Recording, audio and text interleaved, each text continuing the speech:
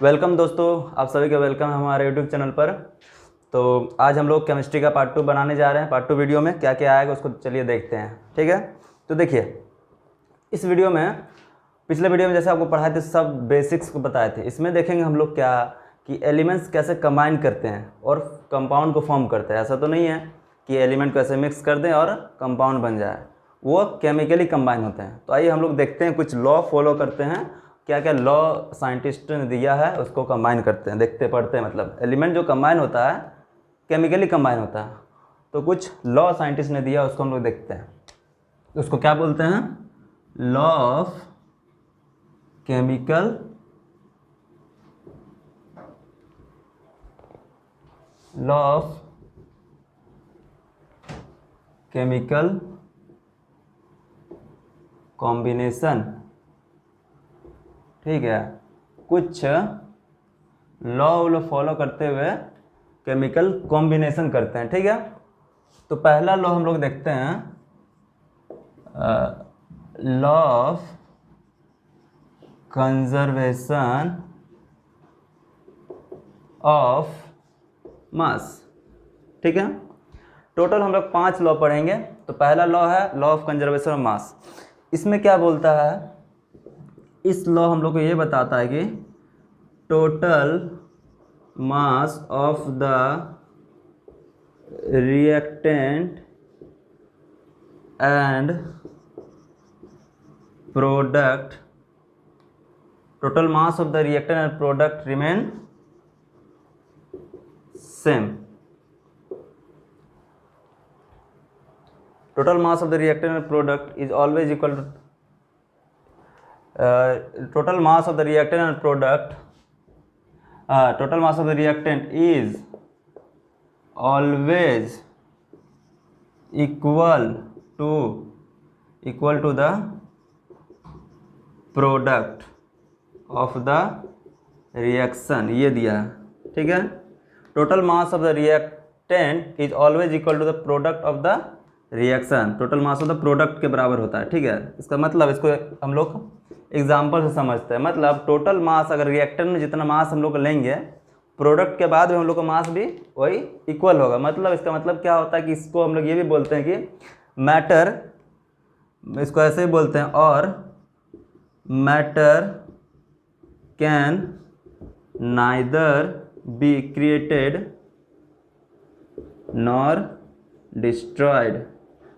ठीक है, इसको ऐसे ही बोलते हैं। इसको एग्जांपल से हम लोग कैसे समझते हैं, देखिए मान लीजिए कार्बन और ऑक्सीजन हम लोग के पास है, एक कंबाइन करके क्या होता है? CO2 बनता है। ठीक है, कार्बन ऑक्सीजन कंबाइन करके CO2 बनता है। तो कार्बन का हम लोग अगर लेंगे, मॉलिक्यूलर मास कितना होता है?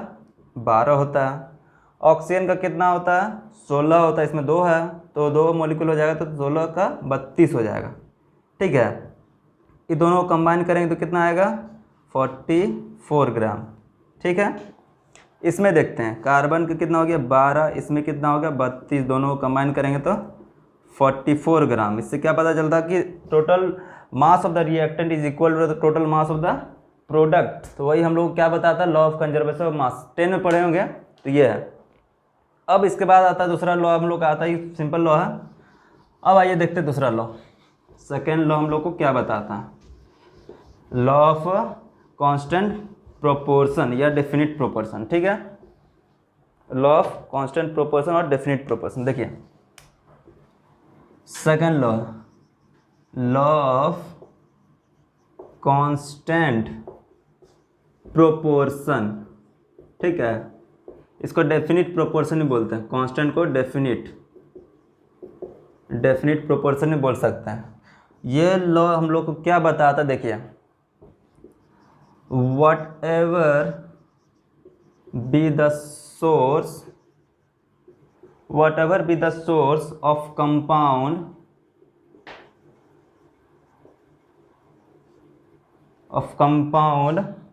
the element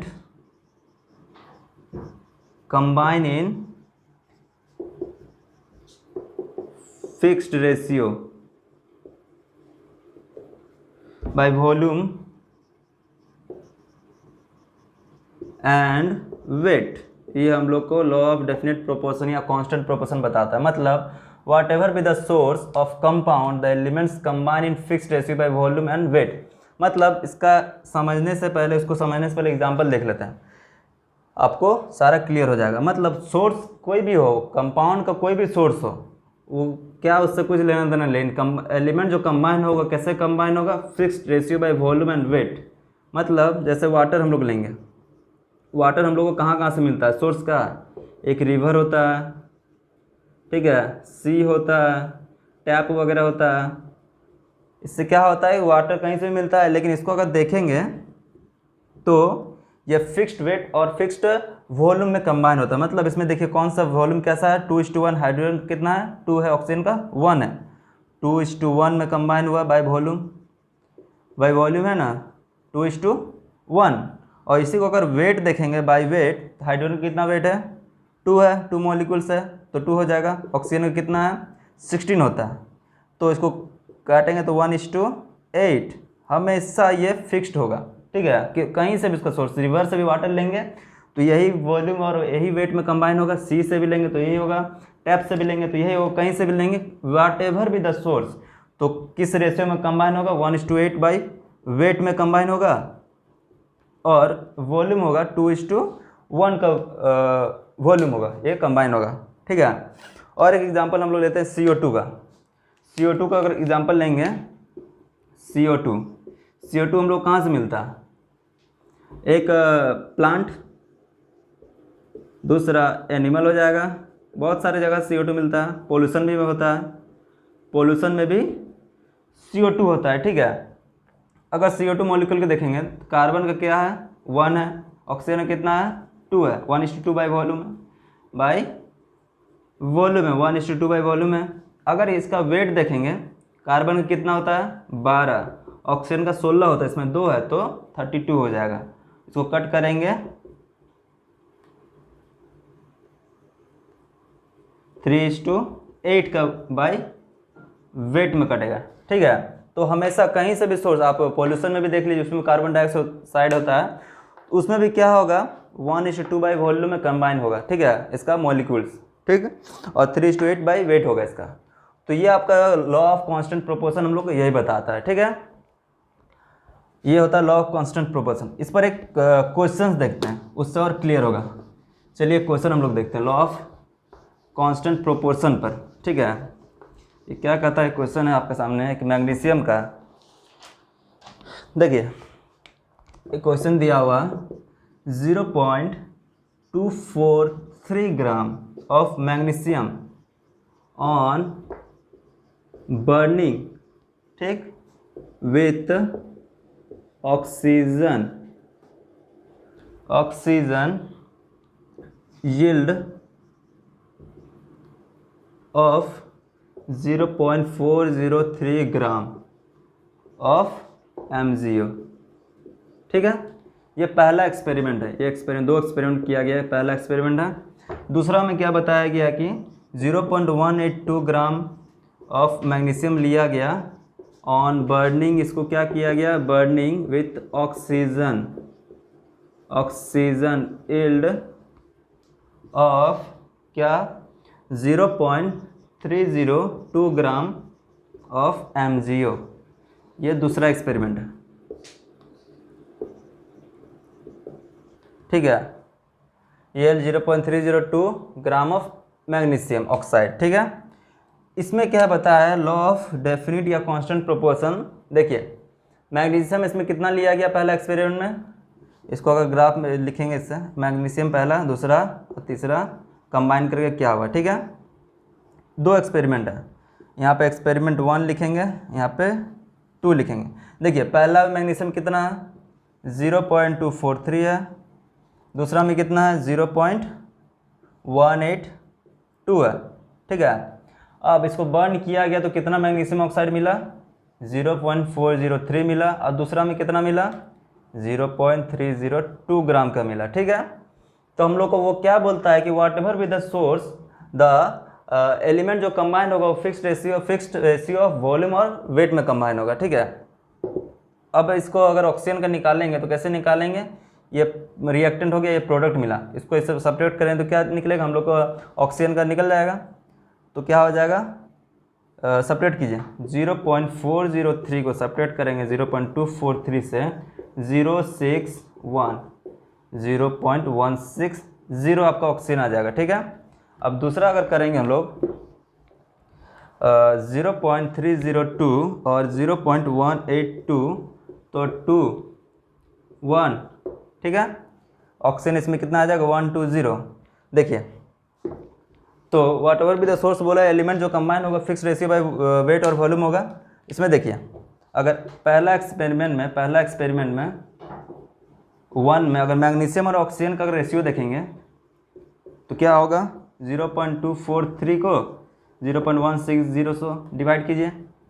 और एक्सपेरिमेंट 2 में अगर देखेंगे मैग्नीशियम बाय ऑक्सीजन का अगर लेंगे तो क्या होगा, 0.182 बाई 0.182 देखिए इसको डिवाइड कीजिएगा तो सेम आंसर आएगा, मतलब दोनों का रेशियो सेम आएगा। कितना आंसर आएगा आपको बता दे रहे हैं, 3:2 इसका आएगा आंसर, 3:2 में कंबाइन होगा, ये भी 3:2 में कंबाइन होगा। देखिए कहीं से भी सोर्स इसका देखिए जो भी लिए हैं तो दोनों का अगर मैग्नीशियम और ऑक्सीजन का अगर रेशियो देखेंगे तो क्या आएगा, 3:2 इसमें भी आया, 3:2 इसमें भी आया। तो कोई भी सोर्स उससे डिपेंड नहीं करता, कंबाइन इक्वल वेट और इक्वल वॉल्यूम में होगा, ठीक है, रेशियो में। ये क्वेश्चन था, ये आपका था लॉ ऑफ कांस्टेंट प्रोपोर्शन। अब मल्टीपल प्रोपोर्शन आता है, ठीक है, उसको देखते हैं। लॉ ऑफ मल्टीपल प्रोपोर्शन ये आपका जॉन डाल्टन ने दिया हुआ, आपका थर्ड हो जाएगा। लॉ ऑफ मल्टीपल प्रोपोर्शन, ठीक है, ये जॉन डाल्टन ने दिया हुआ, ठीक है। इससे पहले वाला जो था वो आपका दिया हुआ था जोसेफ प्रॉस्ट ने दिया हुआ था, उससे पहले वाला जो था वो जॉन लेवोसियर ने दिया हुआ था, मतलब लॉ ऑफ कंजर्वेशन दिया था जॉन लेवोसियर ने दिया हुआ, तो उसको देख लीजिएगा। हाँ अब देखिए ये आपका क्या बताता है, if 2 element combine to form more than 1 compound, मतलब एक से ज़्यादा कंपाउंड अगर कोई 2 एलिमेंट कंबाइन करके बनाता है तो of masses compound the masses of one is kept constant, then the second element were a whole number, ठीक है। इसको एग्जाम्पल से इसको भी समझाते हैं, होल नंबर होगा, whole number ratio of each other, ठीक है। इसको भी हम लोग एग्जाम्पल से समझते हैं। देखिए अगर हम लोग लेंगे, देखिए इसमें क्या बताता है, if 2 elements combine to form more than 1 compound, अगर 2 एलिमेंट कंबाइन करता है और कंपाउंड कितना बनाता है, 2 से ज़्यादा, एक से या ज़्यादा कंपाउंड बनाता है, मोर देन 1 कंपाउंड, एक से ज़्यादा कंपाउंड बनाता है, तो क्या होगा, अगर एक एलिमेंट को हम लोग कांस्टेंट कर दें और दूसरा का एलिमेंट अगर देखेंगे तो वो क्या बियर करेगा, होल नंबर रेशियो में बियर करेगा, ठीक है। इसको एग्जांपल से समझते हैं।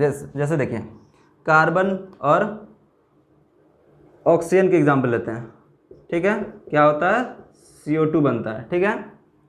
और दूसरा लेते हैं carbon plus oxygen, carbon monoxide बनता है, ठीक है।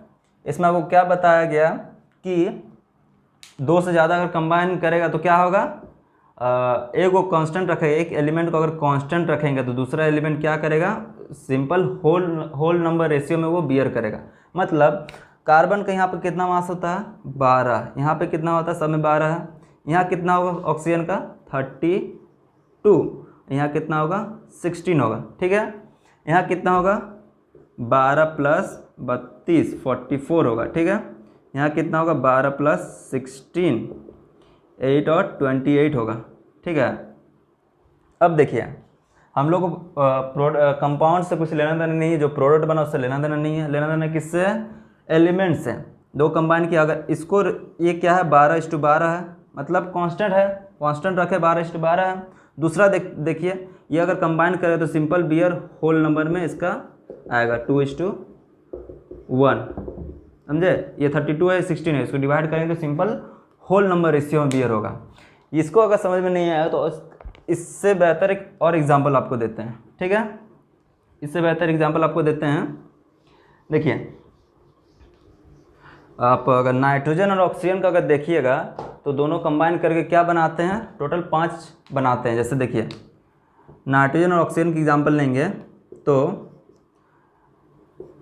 पहला हो जाएगा N2O बनाएगा, NO2 बनाएगा, N2O3 बनाएगा और N2O5 बनाएगा और एक आपका NO बनाएगा, ठीक है। ये आपका नाइट्रोजन और ऑक्सीजन कंबाइन करके ये 5 कंपाउंड बनाते हैं, ठीक है। अब इसमें अगर देखेंगे हम लोग, ये दोनों में अगर देखेंगे नाइट्रोजन का कितना होगा, दोनों का वेट निकालते हैं, वेट ऑफ नाइट्रोजन निकालते हैं हम लोग, और इसमें निकालते हैं वेट ऑफ ऑक्सीजन निकालते हैं, ठीक है। इससे बेहतर समझ में आएगा। देखिए सिंपल बियर होल नंबर में आएगा। वेट ऑफ नाइट्रोजन अगर इसमें से निकालेंगे तो हम लोग कितना आएगा, नाइट्रोजन कितना होता है आपका 14 होता है, नाइट्रोजन का 14 होता है, तो 14 × 2 28, ठीक है। नाइट्रोजन कितना होता है 14, यहाँ 2 है तो इसीलिए 28 लिखे, यहाँ पे 1 है तो 14 हो जाएगा, ठीक है। इतना समझिए। नाइट्रोजन कितना होता है, एक मॉलिक्यूल एक एटम्स का कितना होता है 14 होता है, तो इसमें कितना हो जाएगा N2 होगा तो 28 होगा, इसमें भी, इसमें कितना होगा 28 होगा, इसमें कितना होगा 14। सिर्फ हम लोग नाइट्रोजन का देख रहे हैं, ठीक है। ये N2O, इसको हम लोग लाफिंग गैस भी बोलते हैं, नाइट्रस ऑक्साइड, नाइट्रस ऑक्साइड, इसको नाइट्रोजन डाइऑक्साइड बोलते हैं, इसको नाइट्रिक ट्राइऑक्साइड बोलते हैं, इसको नाइट्रिक पेंटाऑक्साइड बोलते हैं, इसको नाइट्रिक ऑक्साइड बोलते हैं। तो ये है।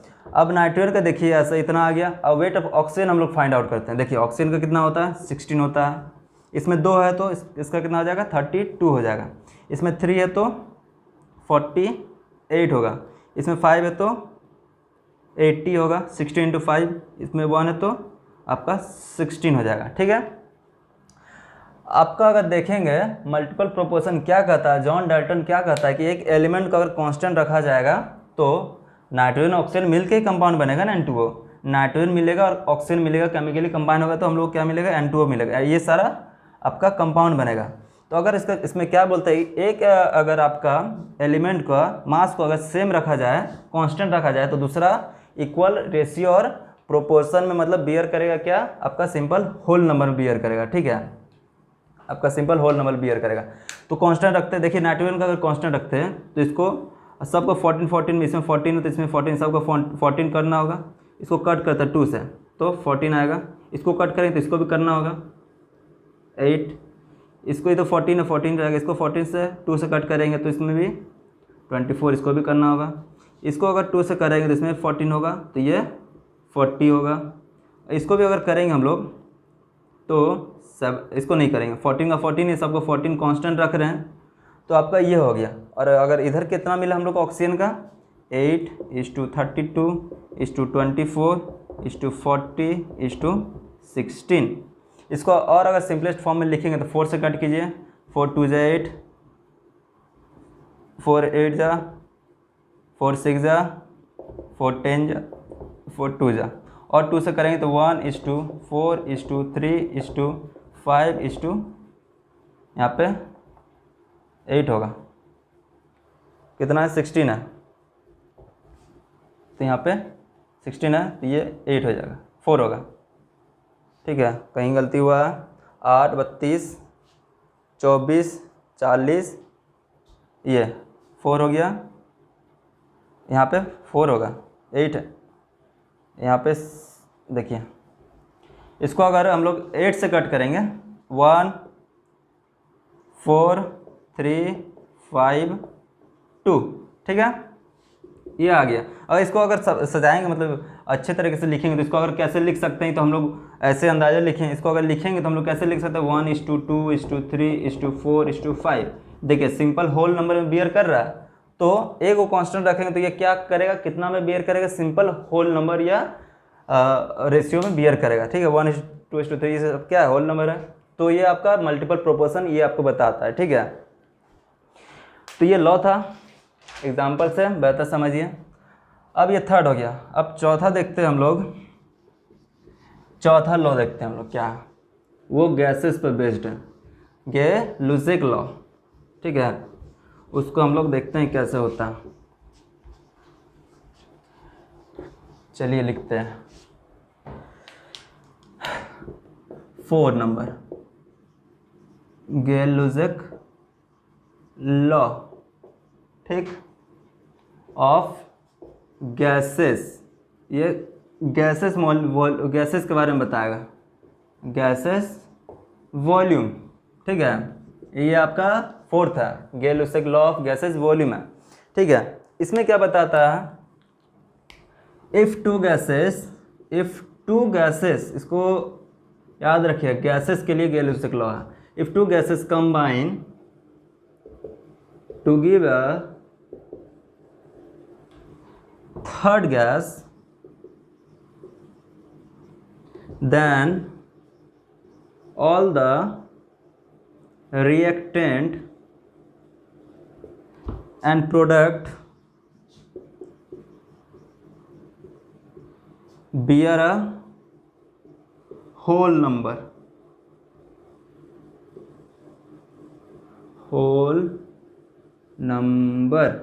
देखिए ये क्या बताता है, if two gases combine to give a third gas then all the reactant and product bear a whole number.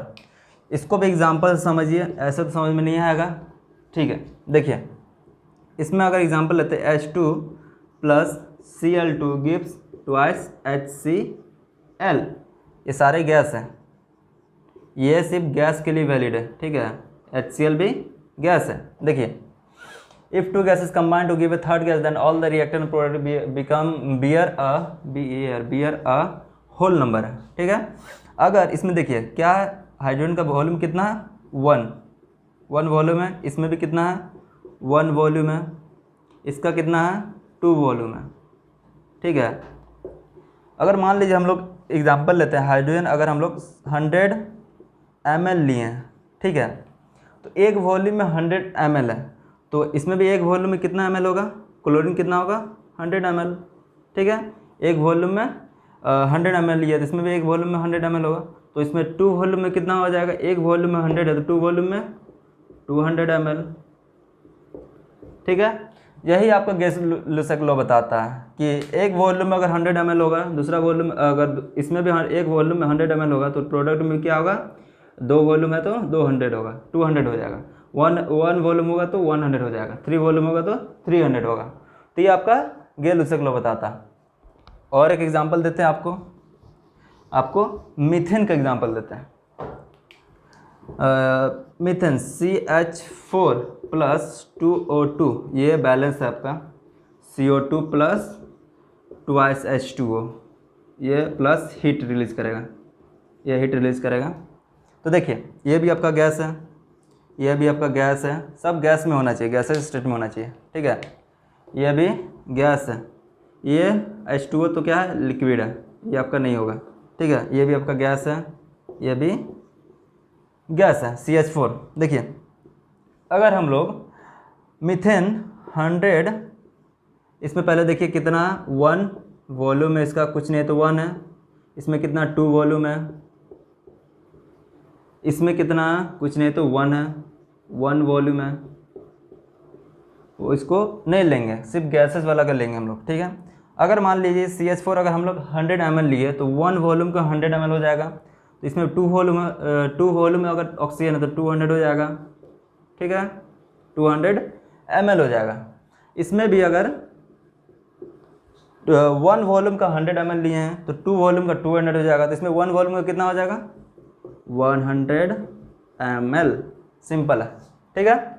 ये गैस-लुसेक लॉ बताता है आपको, गैसेस वॉल्यूम के बारे में बताता है। इसका अगर वॉल्यूम 1 वॉल्यूम में अगर 100 ml, एग्जांपल लिया 100 ml है, 1 वॉल्यूम अगर 100 ml लिए तो 2 वॉल्यूम कितना हो जाएगा, 200 हो जाएगा। और यहाँ 1 वॉल्यूम है तो रिएक्टेंट प्रोडक्ट में क्या हो जाएगा 100 ml हो जाएगा। अगर वही आपका 5 CO2 दे देगा तो 500 ml हो जाएगा। ठीक है, 1 वॉल्यूम का जितना रेशियो है, जितना वॉल्यूम है 100 ml, और 500 मानते हैं हम लोग। चलिए अगर इसमें हम लोग 500 मानते हैं तो इसका 2 वॉल्यूम तो कितना हो जाएगा 1000 हो जाएगा।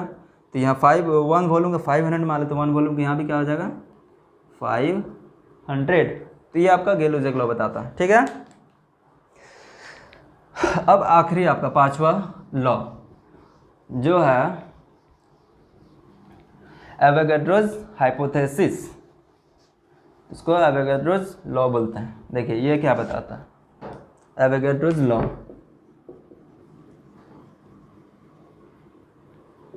एवोगैड्रोज लॉ, ठीक है, ये देखिए इफ टेम्परेचर छोड़िए any physical quantity is remain constant then equal volume of all gases contain equal number of molecules। इसको समझिए, if any physical quantity, temperature, pressure, कुछ भी अगर कांस्टेंट कर दें, कोई भी गैस का, किसी भी चीज़ का अगर any physical quantity remain constant than equal volume of all gases, कोई भी गैस का equal number of molecules present होगा। जैसे इसको भी एग्जांपल से समझिए, मान लीजिए 100 ml ऑफ हाइड्रोजन लिए हैं।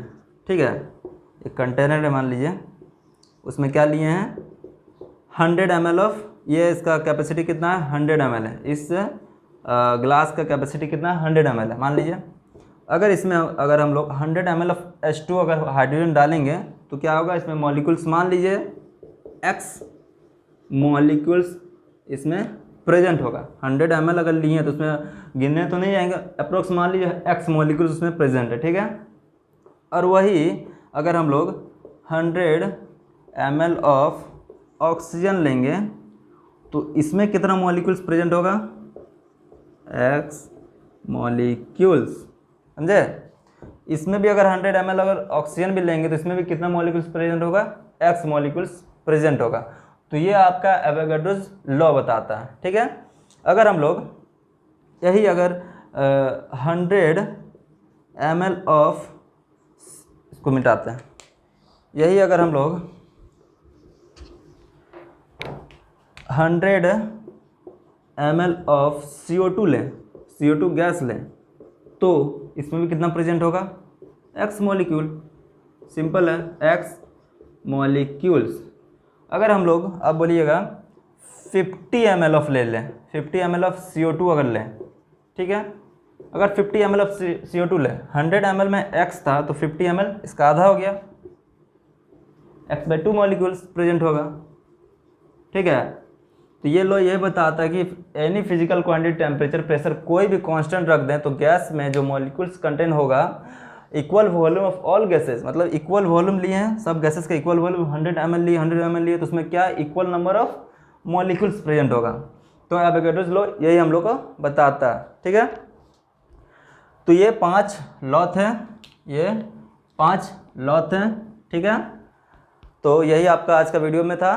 तो अगर अच्छा लगा तो लाइक, शेयर एंड सब्सक्राइब सब कुछ कीजिएगा। मिलते हैं अगला वीडियो में। थैंक यू दोस्तों।